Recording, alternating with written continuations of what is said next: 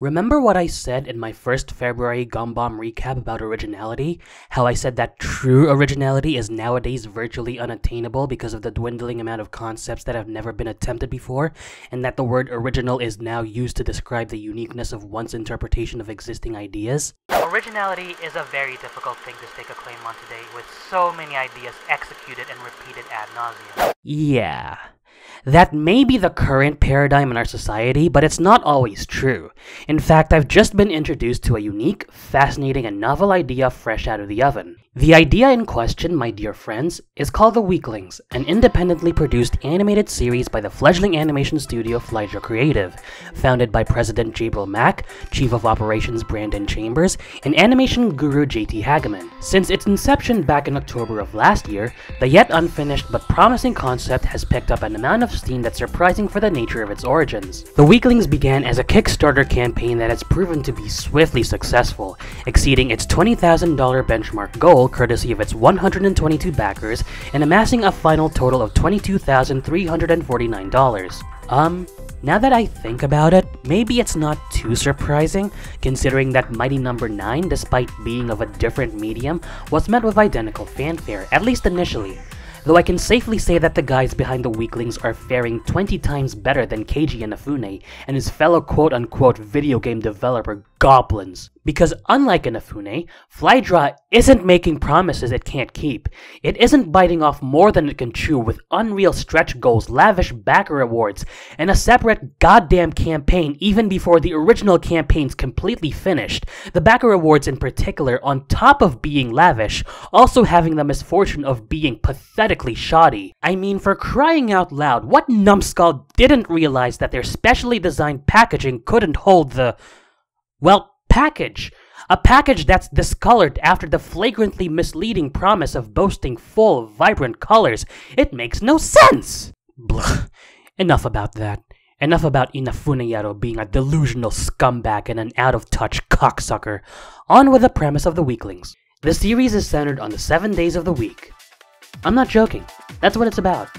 Sunday, Monday, Tuesday, Wednesday, Thursday, Friday, and Saturday, each and every single one of them personified with their own idiosyncrasies, are the main stars of the Weeklings. Sunday is the motherly figure of the bunch, Monday is the misunderstood quirky one, Tuesday is the voice of reason, Wednesday is the shy, dense, and gentle giant, Thursday is the trendy, outgoing one, Friday is a suave and similarly outgoing guy that everyone adores, and last but not least, Saturday is the energetic, open-minded, and equally popular girl whose very same merits also land her into trouble. Occasionally accompanying the 7 main characters are the series' side characters, all of whom are personifications of various holidays: Valentine's Day, Groundhog Day, Halloween, Thanksgiving, Christmas, New Year, and so on and so forth, all with their own idiosyncrasies. Let it never be said that originality is totally dead. I can honestly say that this is a concept I have not seen being used that much, if at all, in any kind of media. Now sure, the large ensemble of idiosyncratic characters is anything but new, but taking the 7 days of the week and turning them into sentient beings? That's pretty out there, in a good way. After 10 months of funding and development, The Weeklings has finally premiered on its official YouTube channel.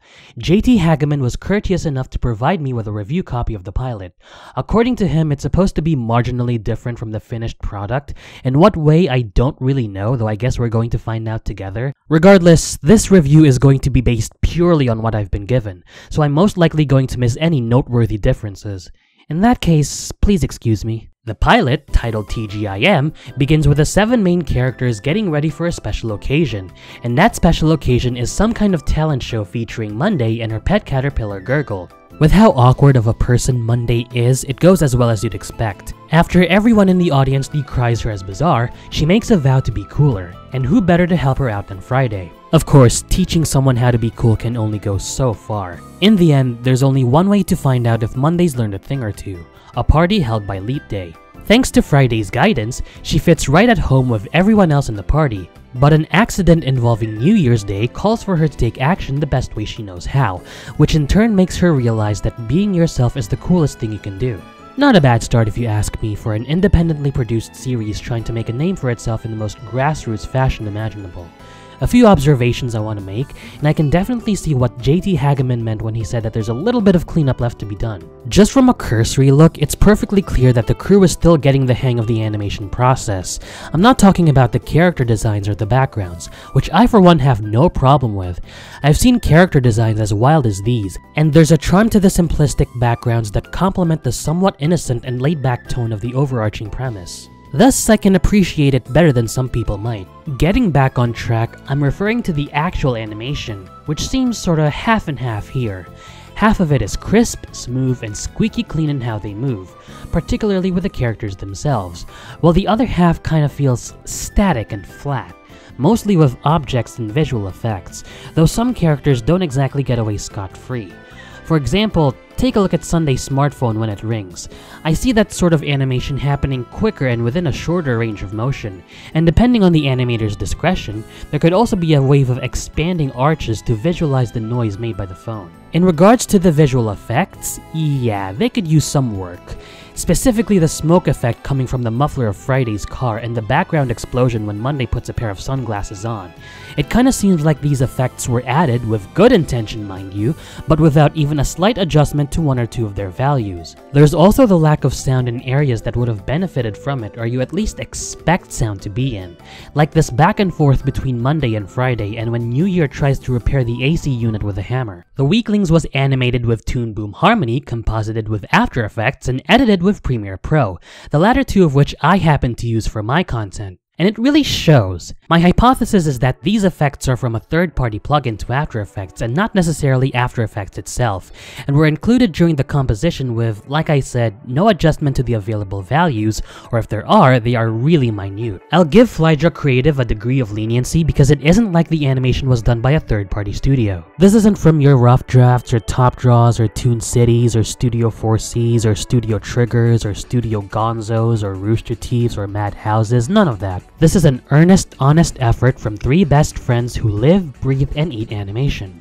Wait, how the hell do you eat animation? And let's face it, that sort of outsourcing would have cost so much money. Money that I'm sure would be better spent in other areas. And I'm sure as time goes on, the crew will see gradual and drastic improvements. Those are my technical observations. Now what about the creative observations? Let's get right to it. Character-wise, this is a solid introduction to the main cast. Though the spotlight is firmly on Monday and Friday, you still get a flavor for the other days of the week. The 10 to 30 seconds that you see them in, you get a clear idea of what they're like as characters. I'm certain that as the series progresses, we'll get to know them even better. For good or for bad, who knows? Right now, this is a decent launchpad we have here, and I don't have too many complaints, if any. As for the plot itself, it's a very standard just be yourself angle. Just as run-of-the-mill is the humor, which is of the observational and character-based varieties. One example is when Monday jumps in to save New Year's Day from falling down a ladder, and a jazz rendition of Auld Lang Syne plays while the scene goes slow-mo. 2, 1!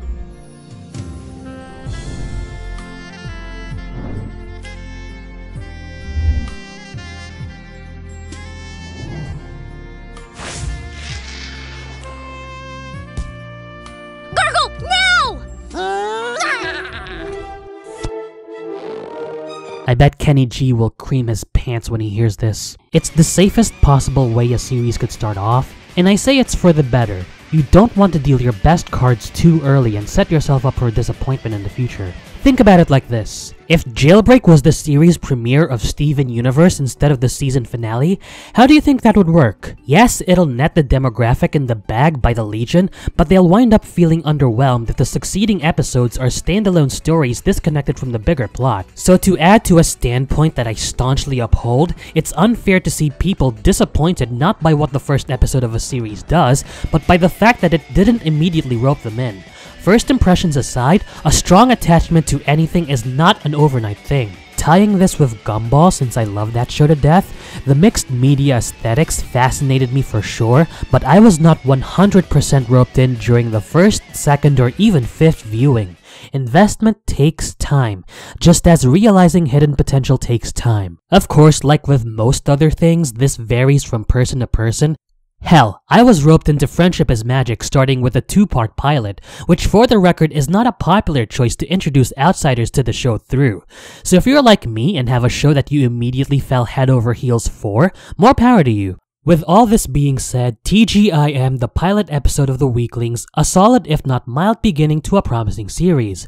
In a number of respects, people may see this as just a derivative work no different from other series that live and die by idiosyncrasies, but the central theme of the days of the week being personified carries so much novelty that it evens out its subjective inherent flaws. If you're interested, the link to the pilot will be in the description below. See for yourself if it's your cup of tea or not, and whether or not it deserves to be on TV or an online platform like Netflix or YouTube Red. Personally, I'm glad to have seen this pilot firsthand, and I wish Flydra Creative nothing but the best.